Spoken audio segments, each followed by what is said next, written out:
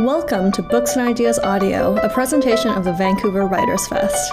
The Vancouver Writers Fest connects people to exceptional books, ideas, and dialogue through year-round programming that ignites a passion for words and the world around us. We carry out our work on the unceded and ancestral territories of the Musqueam, Squamish, and Tsleil-Waututh First Nations. I'm Joyce Wan, Marketing and Digital Production Coordinator. And in this episode of Books and Ideas, I'm delighted to share an interview with Jane Davidson, Artistic and Executive Director of the Sunshine Coast Festival of the Written Arts. We spoke about this year's 40th anniversary festival and Jane's reflections from her 15 years in the leadership position as she prepares to pass on the torch.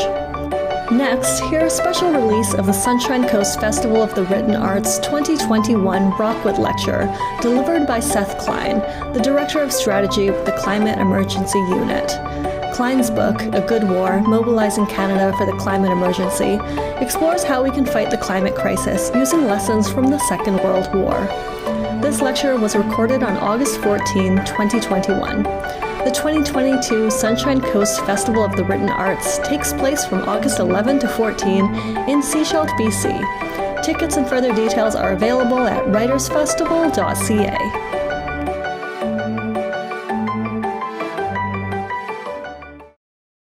Hi, Jane. How are you? I'm very well, Joyce. How are you? It's really nice to meet you. It's so good to meet you too. Thanks for taking time out of what I imagine is your very busy schedule right now to chat with me. I appreciate it. So this year, the Sunshine Coast Festival of the Written Arts is celebrating its 40th anniversary, which makes it Canada's longest running summer gathering of Canadian writers and readers. Can you tell us how you're celebrating? What is special about this year's festival? Well, I think probably the most special thing about it is that we're together. We're together again. We didn't have a festival in 2020. Instead of a festival, we produced an anthology of writing, pieces written by authors who were to have come. Okay. We had a very different version of the festival last year, the 39th year, where we ran a series of events with maximum capacity 50, 60 people in our 400-seat open-air theater, and we recorded everything. We just spread it out over the summer because we were very COVID wary. And as it turns out, here we are in 2022, and we're still feeling very COVID wary. But in terms of the festival, we're marking it with. It's just gone up on our website today. A really beautiful archival piece created by one of our directors, Sean Eckford, and with the assistance of a local journalist, Sophie Woodruff.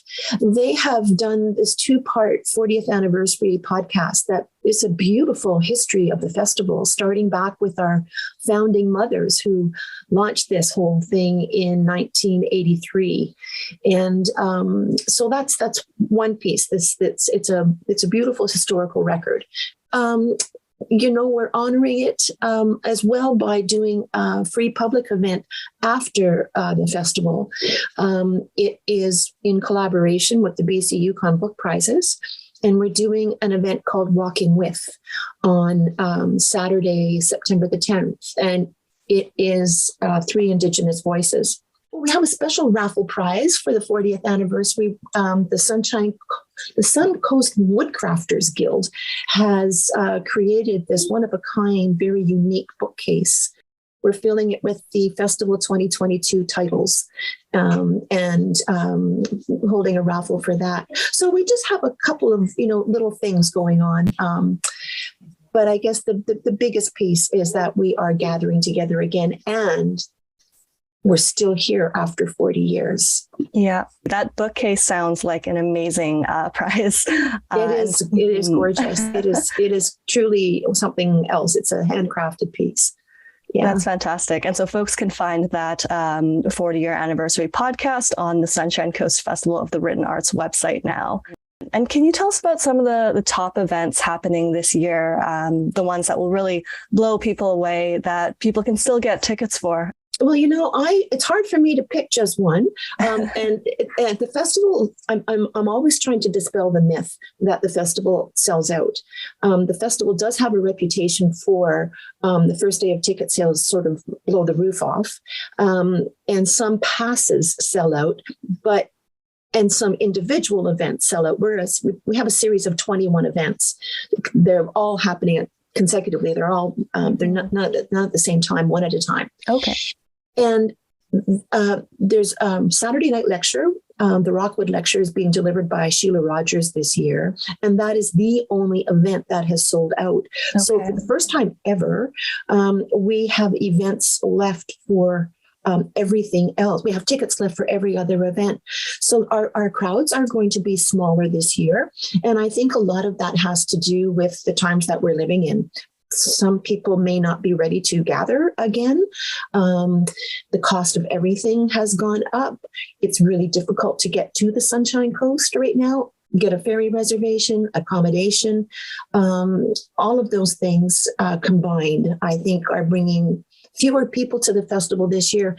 And the reason I want to announce that loud and clear is that if people who might be listening hear that, I want them to feel comfortable about, don't make a decision right now, wait till festival weekend and see how you're feeling about being with people. We will have tickets available. Okay. We will have tickets available. So I'm not disappointed in the fact that fewer people are coming. I understand that we were prepared for it.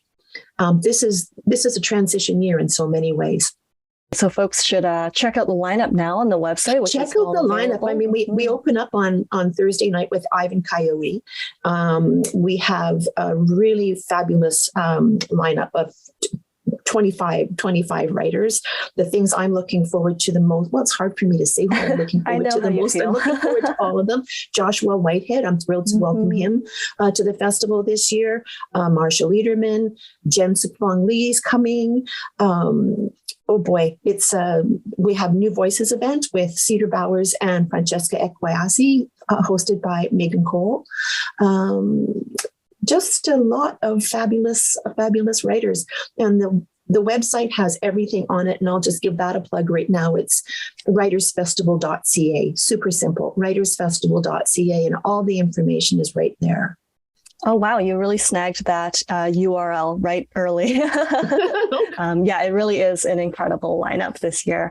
And so this is also, Jane, this is your final year as the longtime artistic and executive director before Marissa Alps takes the helm. Is that right? That's right. Yeah. Marissa will join us August 1st, and we have the tremendous privilege and opportunity to work together for 3 full months to sort of, basically, it's just, Marissa doesn't need mentorship. She just needs the data transfer from my brain to her brain. And that's what we're doing, because it's a unique position in that the artistic and executive director is the only full-time employee of the festival. So the responsibilities are wide-ranging. I have no idea how you do that. That is seriously impressive. How many years have you been running the festival? This is year number 15. Okay, so also a very momentous occasion and an anniversary. That's right. This is perhaps a cliche question, but what has been your favorite part of running the festival? Oh, that's a tough one. But I think one of the, it's bringing writers and readers together is what it comes right down to. And what we've also been able to do is develop over the years. It started in the year I started here. We started a schools program with our community partners. And our prime partner remains to this day School District 46. So we have a program called Celebration of Authors, Books, and Communities, CABC, and we take writers into classrooms. And that was in response to the fact that children's events at the festival didn't really capture an audience. The summertime is a hard time to attract people inside a theater, even if it is in a beautiful park. They're camping, they're on the beach, it's a busy time. So we decided, because our mandate is to bring readers and writers together, we'll take the writers to the readers in the case of you. So we've got this really, this is a cliche word, robust, but schools program that has just been a great source of joy for me. I'm thrilled to see it, as well, of course, as the the annual festival. I'm just it's a beloved event. I honor my foremothers for that. It's a situation that I inherited. There's just so much community support, and we have long time volunteers, long time audience who just return year after year after year. And just the writers that I've been able to meet, it's been such a privilege, and it's a different kind of festival than the Vancouver Writers Festival, which has a reputation for treating its writers very, very, very well. So I learned from my colleagues at the Vancouver Writers Festival and from Alma Lee, who was the artistic director that I worked with. You take really good care of the writers, because that you just want them to be comfortable and feeling secure and happy, and then you get some mighty fine, generous programming on your stages. So true, and so well said. That really is at the heart of everything that we do. Mm-hmm, mm-hmm. Yeah. And to continue that along that line, do you have any favorite memories or anecdotes from your past 15 years that you'd like to share with our listeners? Well, that's I use the same one again and again and again, but it really was quite a life-changing moment for many of us. And back in 2009, Richard Wagamese, beloved Indigenous writer, he appeared on our stage for the first time, and I think he had three more. I think he came three more times during my time, but he delivered our Saturday night lecture, and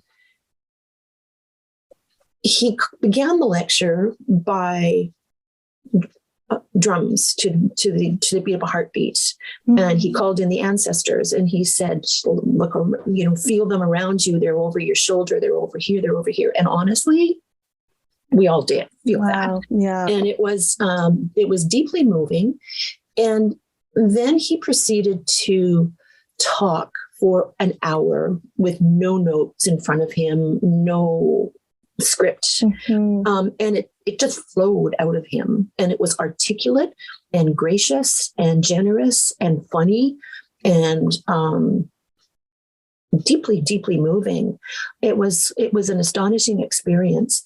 And he really taught me a lot that night. And at the heart of what I do, it's pasted on my shelf right above my desk, is we change the world one story at a time. Sounds very, very, very simple, but we do in fact change the world one story at a time. And the key piece to that is being the reader and the listener. A story that is understood and heard can in fact be life-changing. Mm-hmm.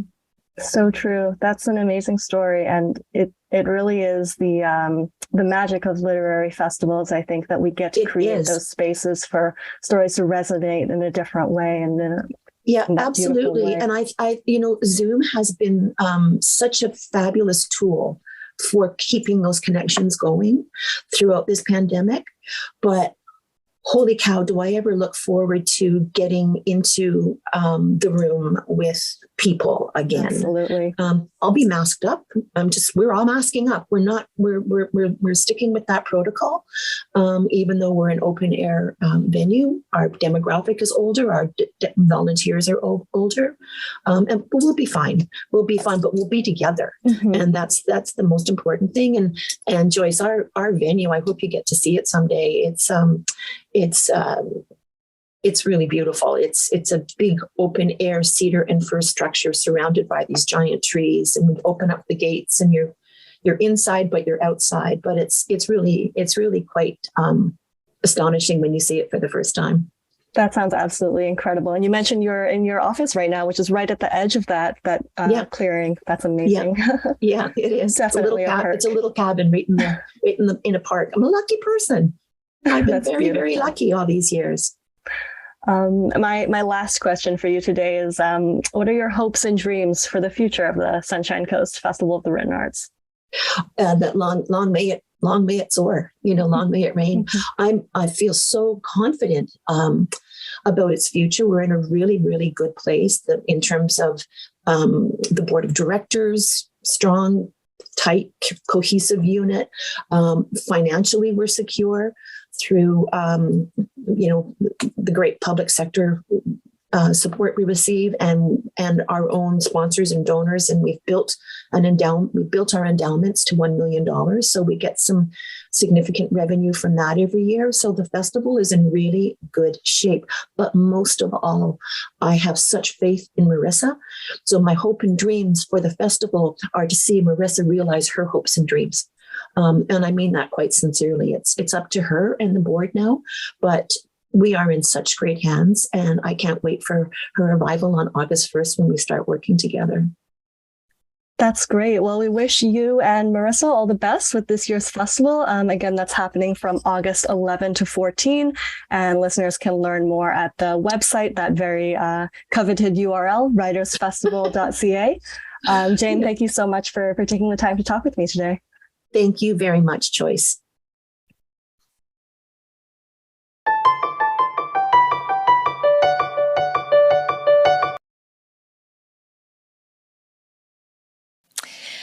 So, what a year, eh? Wildfires, smoke, drought, heat domes, and now for those of us dependent on the Chapman Creek water system, severe water restrictions, and the very real possibility that we could run out of water before the fall rains come. We are living the climate crisis, and it's alarming and frightening. I, like I suspect many of you, balance on that knife edge of hope and despair. Can we still turn things around, or is it too late? That's why it gives me great pleasure to introduce Seth Klein to deliver this year's Rockwood Lecture. A climate activist since his teens, 22 years as the director of the Canadian Centre for Policy Alternatives, and team lead and director of strategy for the Climate Emergency Unit. And now, in his book, A Good War, using the example of how Canada mobilized during the Second World War, he articulates in incredible depth and detail what we can and must do to create a future that not only addresses the climate crisis, but builds a more just society for all of us. Please join me in welcoming Seth Klein.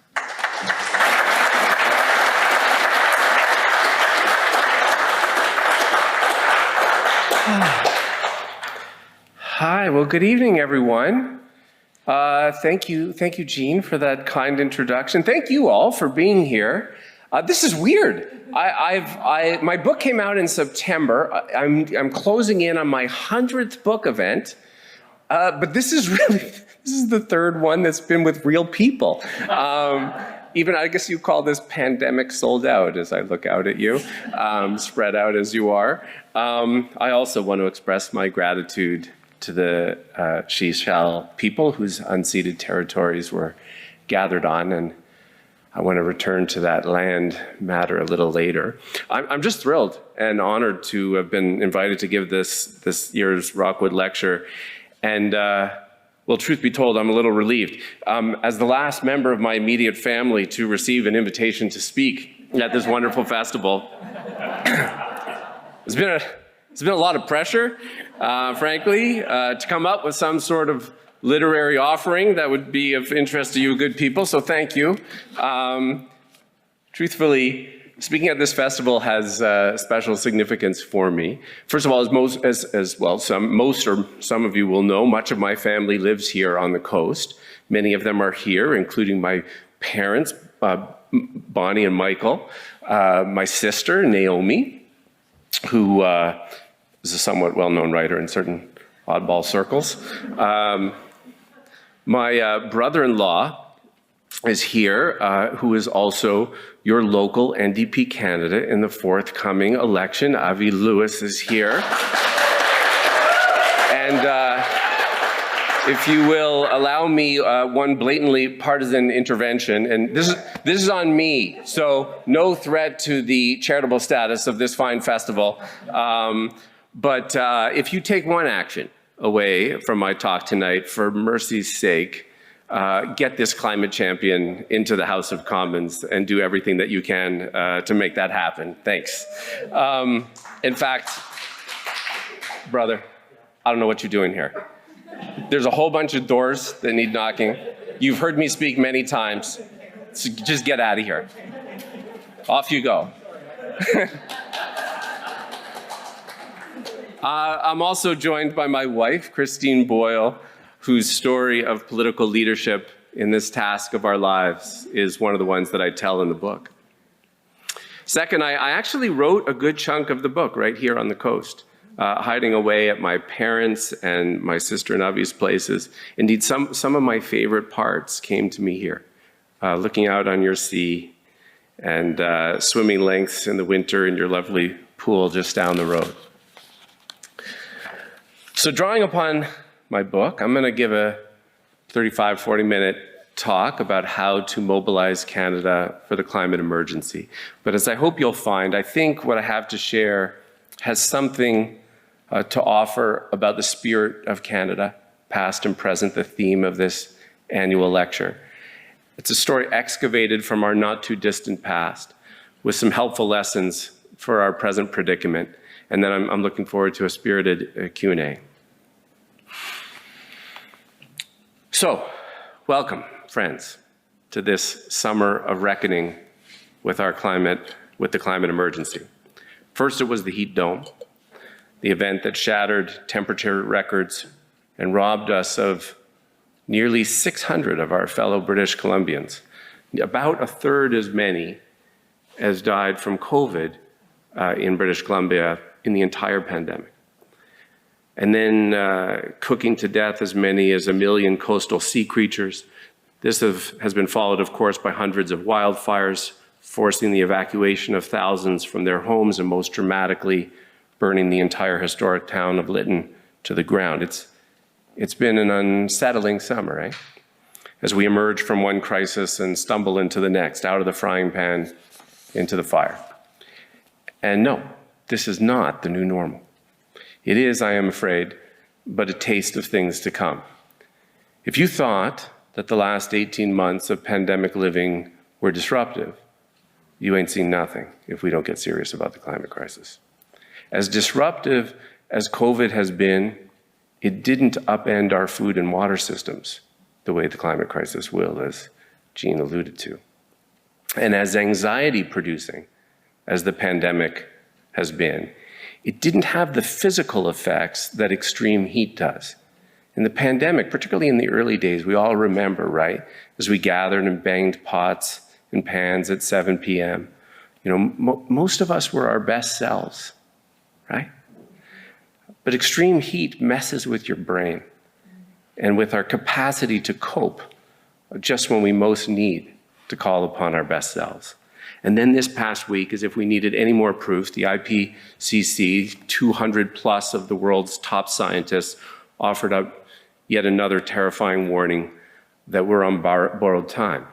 So make no mistake, we indeed confront an emergency. If we fail to act quickly, then over the course of the coming decades, things get very grim. A world that is unlivable and catastrophic for many, deeply uncomfortable and disruptive for all others, and quite possibly ungovernable. It is an ecological crisis, but it is just as equally a human and social justice crisis and a civilizational threat. And that is the last of the scary news you're going to hear from me tonight. Instead, for all of you feeling like me, deeply anxious, let me offer 2 reflections from my study of emergencies: the Second World War, our shared experience of the pandemic, and this period of climate emergency. 2 observations that I hope offer some solace. The first is this: all emergencies start with a period of denial. Let me repeat that. All emergencies start with a period of denial. And then my second observation, at some point, some sort of alchemy occurs. A special combination of events and leadership that shifts the popular zeitgeist and moves us into emergency mode. And then these emergencies, once recognized, transform us. They transform our society, our social relations, our economy, and our leaders. Think on these 3 crises with me for a moment. First, think about Canada on the brink of World War II. Both the public and the leadership were in denial, far from keen to engage in this fight. And then even when Canada declared war in September of 1939, it's worth recalling that, even though the winds of war had been gathering in the late 1930s, our leaders were reluctant to recognize what would ultimately be necessary. Even once war was declared, the World War II historian Jack Granatstein describes that early period, the approach taken by the government, as one of wanting to prosecute a limited liability war. And historians refer to those first 9 months of the war as the phony war. That was the term they applied to it. And if you had asked Canadians in 1938, this gang in Mackenzie King's cabinet, do they have what it takes to completely transform Canadian society and the economy, as was about to happen? I'm quite certain most of them would have said no. They had no reason to believe otherwise. This same group of people had been fixed and rigidly unable to do what was required in the Depression. But they would have been wrong. And then that alchemy of events and leadership, the events in particular, the fall of France 9 months in, right? Where suddenly something shifts and people realize, man, this is serious. Britain might fall. And a few Commonwealth countries elsewhere like us may stand alone. But it was also the leadership that took extraordinary measures to inform and rally the public and bring them on board. Same with COVID, right? All of us first started to hear about this virus 20 months ago. Think back to 20 months ago, right? Where we started to hear the first news reports, but we were all in denial about how this thing was going to upend our lives. And then again, this alchemy of events and leaderships. I don't know what you remember. I remember when they canceled the NBA season. I don't even watch basketball, but I remember thinking, whoa, this is different. But I know it also took seeing our prime minister in front of his house every morning. That communicated something different. And again, if you had asked me 20 months ago, are there people at Finance Canada and the Bank of Canada capable of quickly pivoting and in the space of a few weeks, creating these audacious new programs like the CERB and the wage subsidy? I would have told you no. I would have said there's no one home who thinks that way. And I would have been wrong.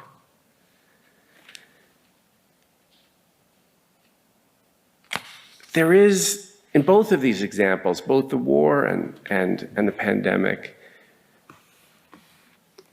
sometimes what you see are leaders who have to be replaced. They're not up to the task. And then other leaders who surprise us and become the people that we need them to be. And then we come to the climate emergency. And at some level, we're all in some level of denial still, not yet ready to leap into the grand transition. Certainly our leaders are also, for the most part, still in denial, not about the reality of human-induced climate change, but in denial about what confronting it actually requires. We're all making our little bargains, right, with the laws of nature. Please, just a little more time, right? Come on, let me keep my car. A few more barrels of oil. Or my personal favorite these days, how about you let us build a pipeline and we'll use the money to fund the transition? You know the drill.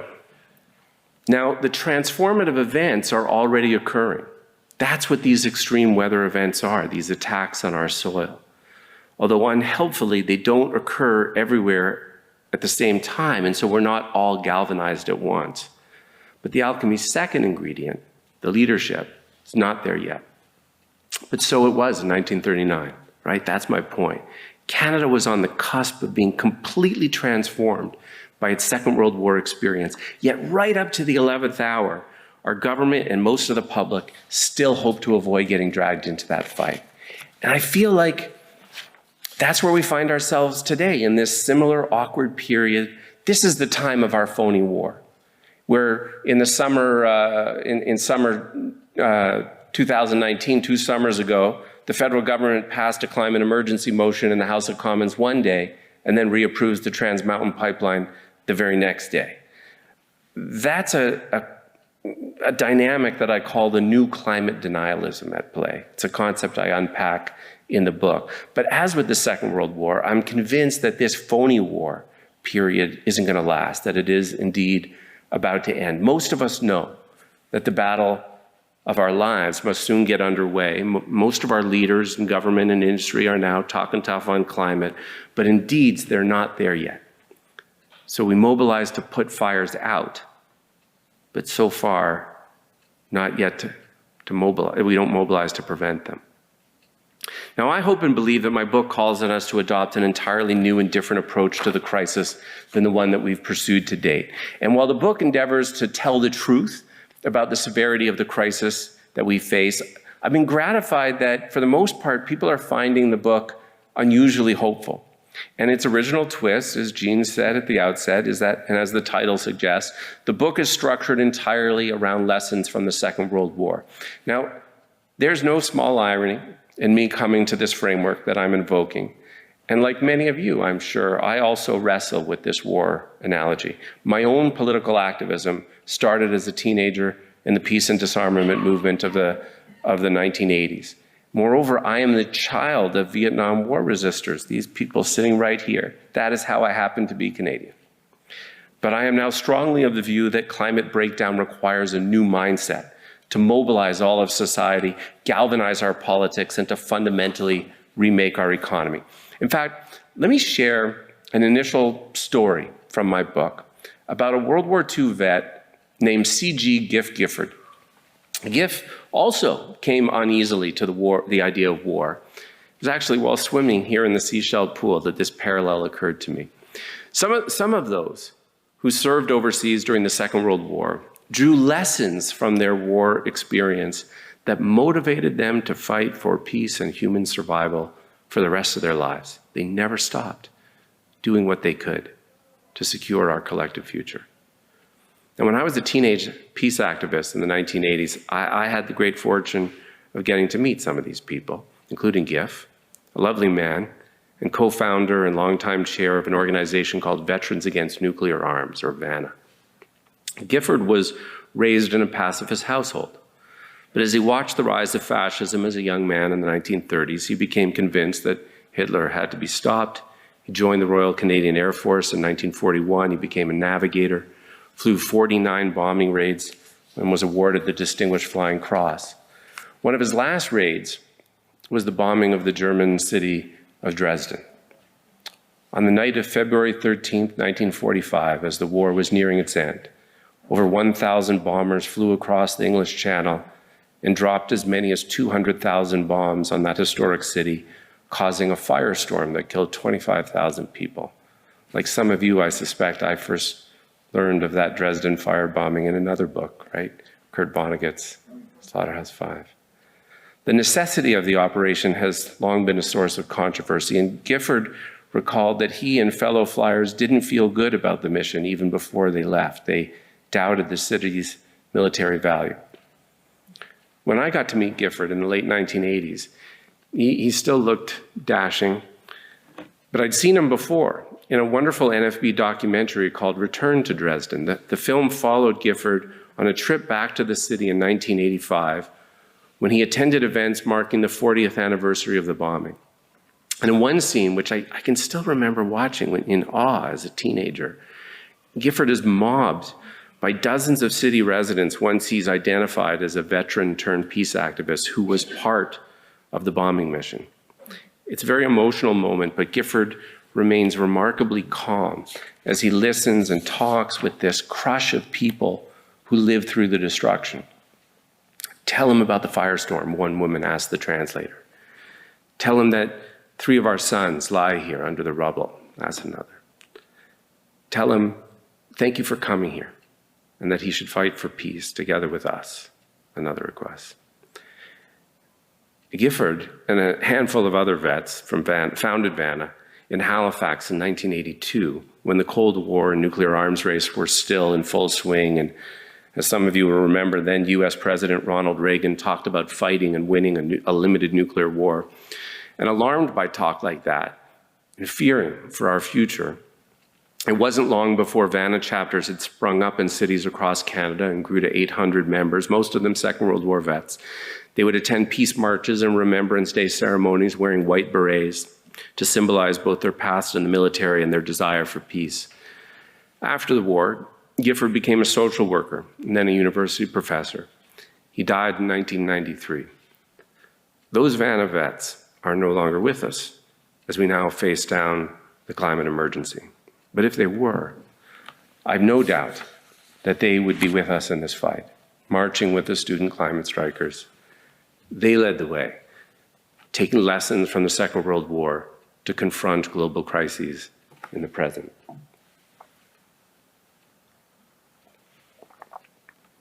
Why do we need a new mindset? We need a new approach because what we have been doing in response to the climate crisis so far simply isn't working. If you were to look at Canada's greenhouse gas emissions going back over the last 20 years, what you basically see is a plateaued flat line, meaning emissions are no longer climbing, but neither are they in decline. That's the worst record in the G7, by the way. To put this in the parlance that we've all come to know in the pandemic, we have failed to bend the curve.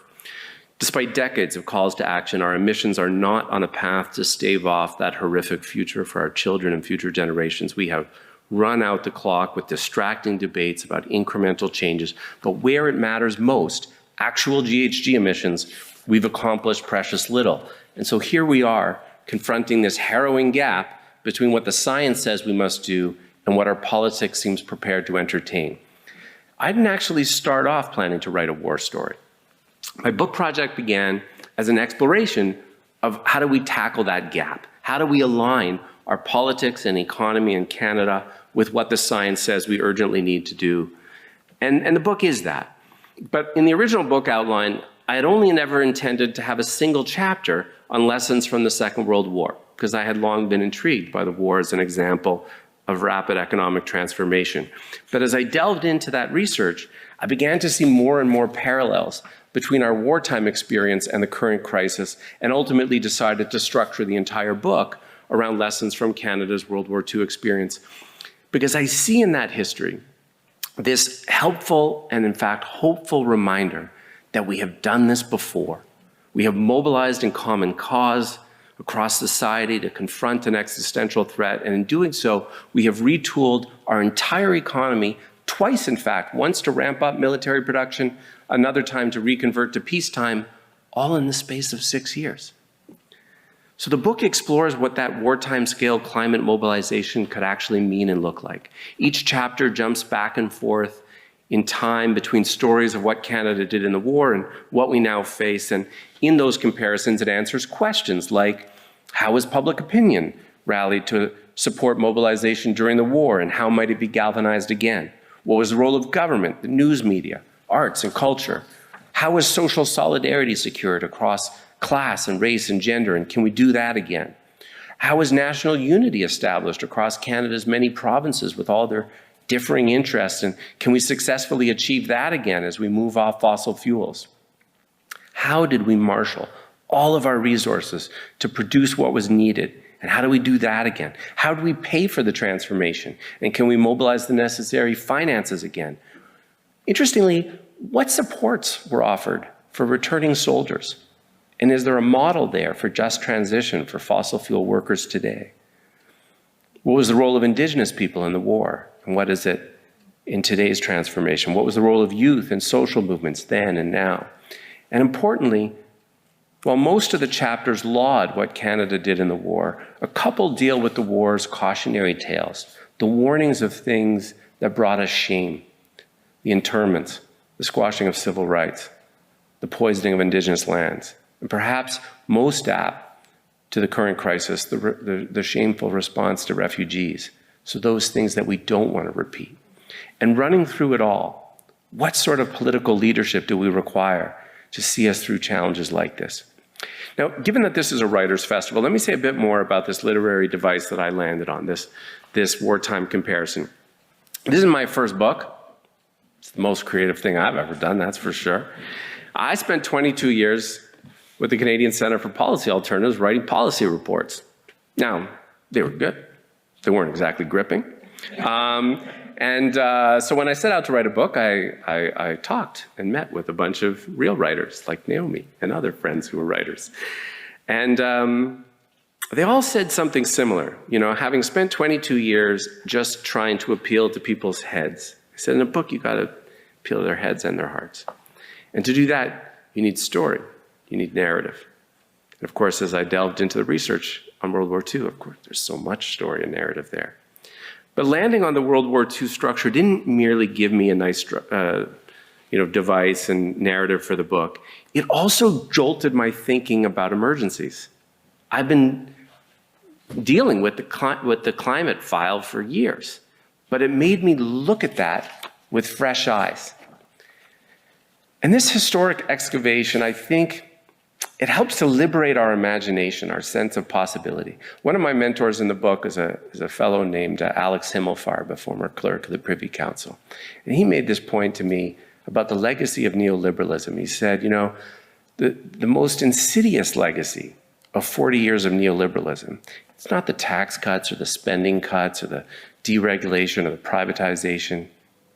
It's the most insidious legacy is the sapping of our ambition and of our collective faith and our capacity to do great things together. That's what I'm trying to do with this World War II story, is to remind us of how quickly we can change our ways, how swiftly we can throw out the rule book, and in some ways restore our sense of imagination. Now, what I didn't anticipate, and have only really come to appreciate in the last 10 months of being out virtually touring with the book, is how remarkably and deeply resonant this 80-year-old story remains with so many Canadians. And I get to make a little mischief with them. I get to reach new and different audiences. And no matter who they are, whether they're liberals or conservatives or New Democrats or business people or labor people or farmers or journalists or architects, they've all got, there's something in that World War II story that's important to them, that's important to their sense of purpose and legacy. And I get to tap into that. I get to say, these people from that story, who you admire, who are important to you, who did that remarkable thing that they did back then, well, here we are again. And who do you want to be? Since releasing the book last September and doing all of these events and interviews, I invariably get asked, how do you know when a government gets the emergency? And in trying to answer that question, I've had to distill this 400-page book into what I now call my 4 markers of emergency mode. And I'm going to tell you what they are. They are an indicator of when a government or a political party, any large institution really, when they have truly shifted into emergency mode. Here's what they are. Number 1, it spends what it takes to win. Number 2, it creates new institutions to get the job done. Number 3, it shifts from voluntary and incentive-based policies to mandatory measures as needed. And number 4, it tells the truth. It tells the truth about the severity of the crisis and communicates a sense of urgency about the measures necessary to combat it. Now, think on those 4. During the Second World War, the Canadian government did all of those things in spades. And likewise, I would actually say in response to the pandemic, our governments have passed all 4 markers. But with respect to the climate emergency, so far anyway, neither our federal government nor any provincial government of any political stripe hits any of the 4 markers. These 4 markers, I'm offering them up to as a framework for assessing all of this. Since the book came out, I now, as Jean mentioned, I've launched this new initiative called the Climate Emergency Unit, housed with the David Suzuki Institute. David Suzuki and his wife, Tara Cullis, gave me a home in which to advance the emergency ideas in the book. And the CEU uses this 4-marker framework. And I want to explore these 4 indicators with you a bit more, along with a couple other key lessons from the book. So marker number 1, spend what it takes to win. You see, a benefit of an emergency mentality is that it forces governments out of an austerity mode. So this year, in response to the pandemic, Canada's debt to GDP ratio has gone from about 30% to 50%. That's a big jump in a single year. Still pales in comparison to the Second World War. The Second World War, we ended the Second World War with a debt to GDP ratio of well over 100%, more than double that. And when C.D. Howe, who was the minister who oversaw Canada's wartime military production, was pressed about this extraordinary ramp up in government spending, he famously replied, "If we lose the war, nothing will matter." And in order to finance that war effort, the government issued public victory bonds and brought in new forms of progressive taxation, including, by the way, a cap on corporate profits. The kind of profiteering we've seen in this pandemic was illegal in the Second World War. As we confront the climate emergency, we're going to need similar kinds of tools. However, the federal spending on climate and green infrastructure, it doesn't hold a candle to any of this. Let me give you one example. In the pandemic, the whole first year of the pandemic, the Bank of Canada was buying up federal government securities in order to finance the emergency response to the tune of $5 billion a week. In contrast, the Trudeau government spending on climate is about $5 billion a year. That's the contrast. So the Trudeau and the Horgan governments, they're not merely spending a little less than they should in the face of the climate emergency. They are spending less probably by a 10-fold order of magnitude.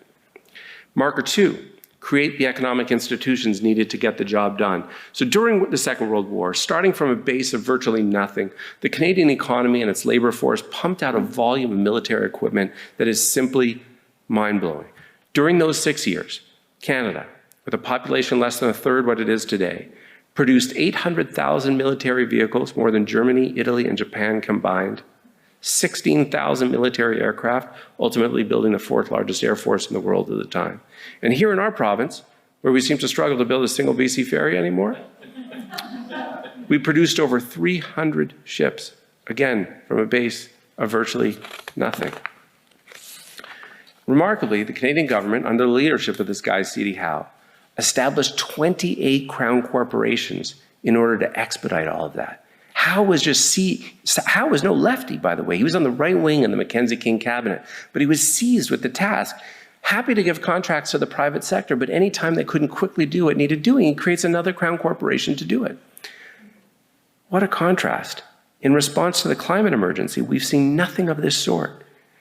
The Trudeau government, in its time in office, has created 2 new crown corporations. The Canada Infrastructure Bank, and you know what the second one is? It's the Trans Mountain Pipeline Corporation. It's the one that makes us all the proud owners of a 6-year-old bitumen pipeline from Alberta to our province.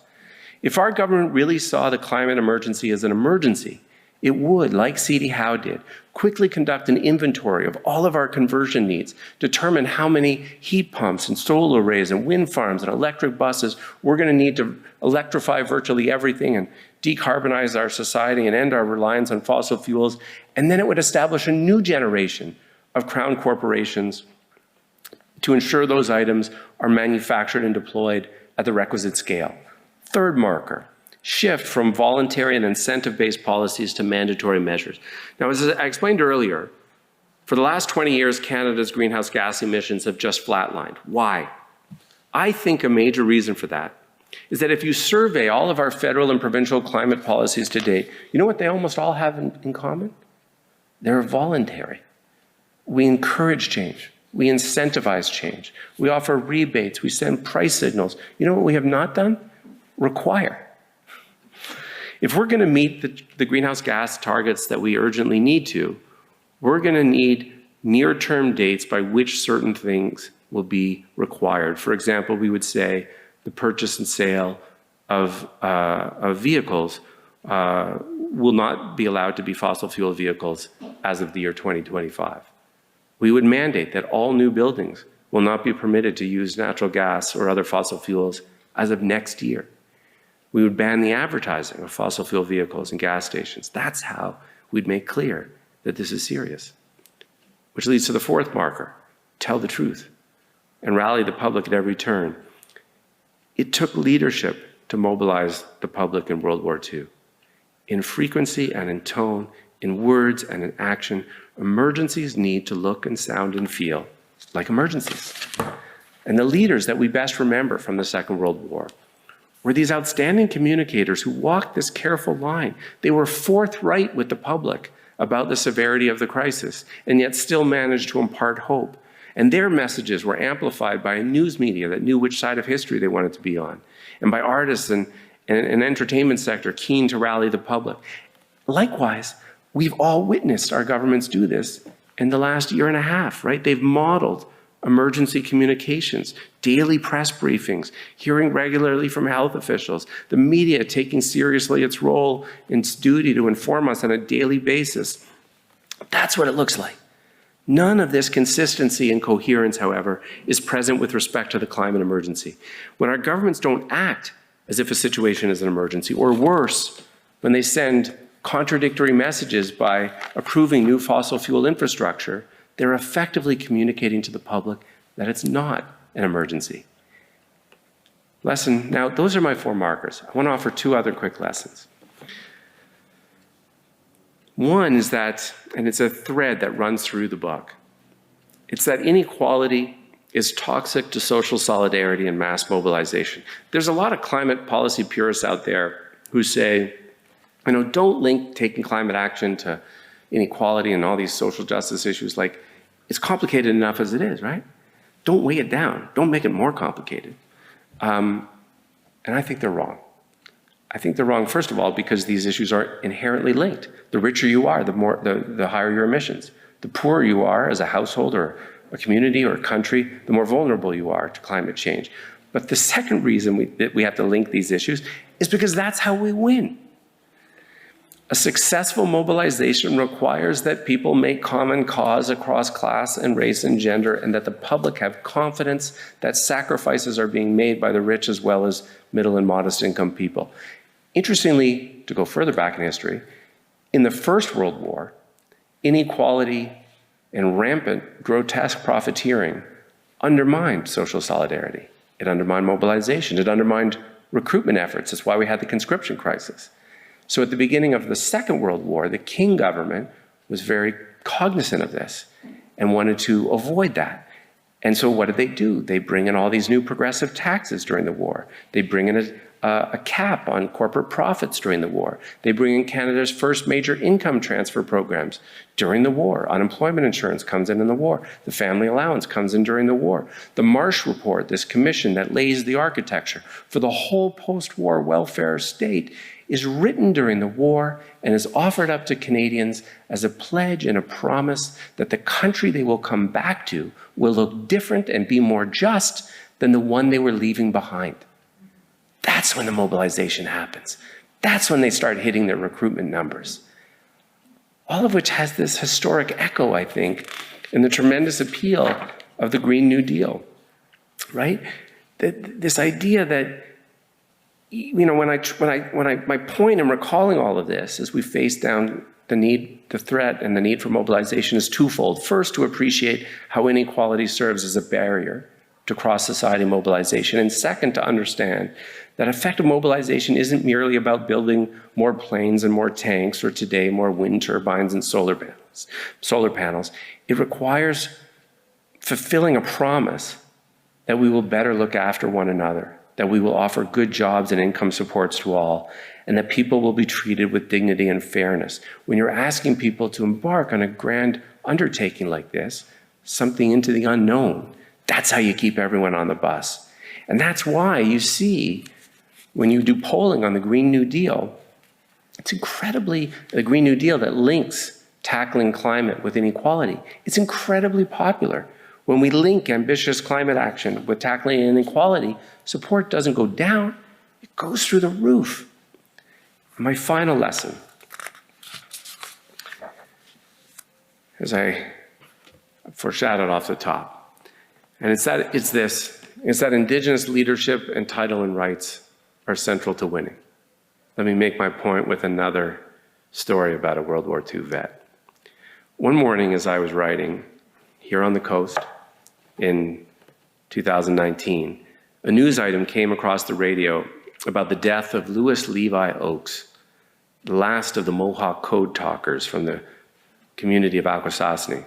Interestingly, much as it had been important to the Canadian government of Mackenzie King to assert its independence and independently declare war separate from Britain at the beginning of World War II, the Iroquois Confederacy, of which the Mohawks were members, also independently declared war on Germany. Interesting, eh? Which resulted in many Mohawk men enlisting. Oakes died at the age of 94. The code talkers were Indigenous soldiers tasked with using their own languages to communicate secret military information among the Allied forces. In news reports after Oakes' death, his daughter revealed that, astonishingly, Oakes hadn't told his family what he did during the war for 7 decades. Having been sworn to secrecy only in his late 80s, when stories of the code talkers were made more public, did he finally reveal what he had done. And then Oakes was awarded this Congressional Silver Medal and these special honors from the Assembly of First Nations and the Canadian House of Commons. Oakes was one of 17 code talkers from Akwesasne, but there were hundreds of others from Indigenous nations across North America. As the war was unfolding, the secret codes employed by the Allies to communicate military plans kept getting broken by the Nazis and the Japanese forces. But then the US Marines discovered that enemy forces were unable to crack Navajo.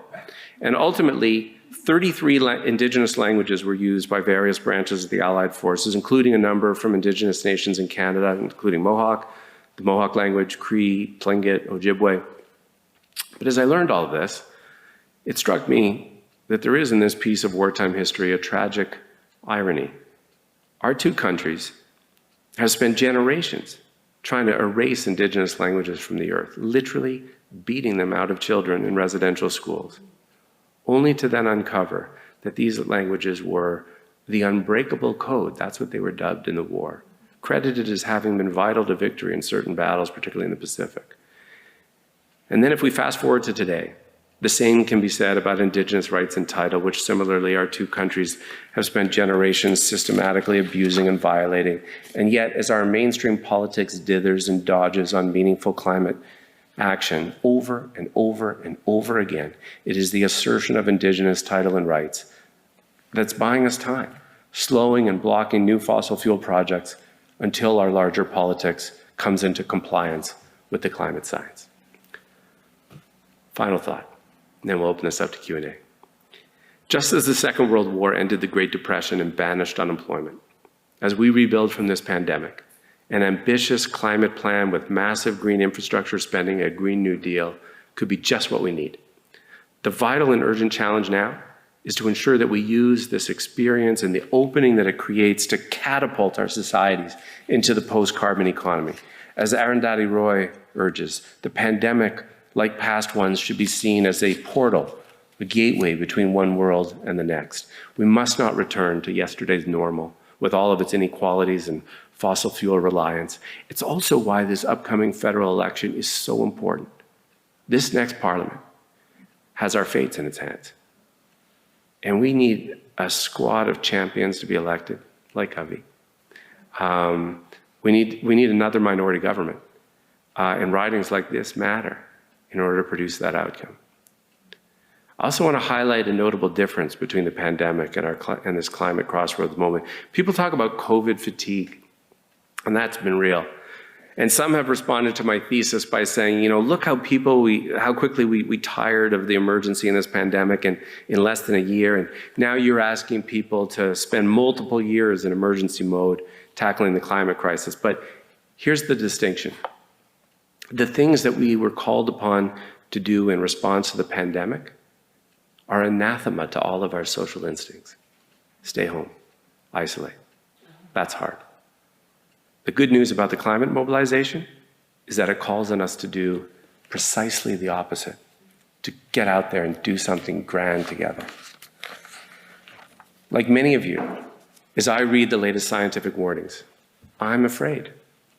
In particular, I feel deep anxiety about the state of the world we are leaving our kids and those who are going to live out most of this century and beyond. All of us who take seriously these scientific realities, as Jean said, wrestle with despair. That is the ambiguous time in which we live. The truth is, we don't know if we're going to win this fight. if we're going to do what we have to do in time. But I want you to just consider this for a moment. In the Second World War, from a population at the time of about 11 million people in Canada, over 1 million Canadians enlisted. That is remarkable, isn't it? But it's worth appreciating that those who rallied in the face of fascism 80 years ago, you know what they didn't know? If they would win. We often forget that there was a good chunk of the war's early years during which the outcome was anything but certain. We know how that story ended. They did not. Yet that generation rallied regardless, and in the process surprised themselves by what they were capable of achieving, not only on the battlefront, but on the home front too. That's, I think, the spirit we need today. Thanks.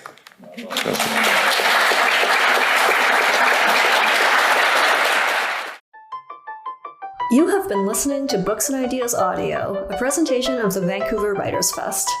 This episode featured an event from the archives of the Sunshine Coast Festival of the Written Arts. You can learn more about them at writersfestival.ca.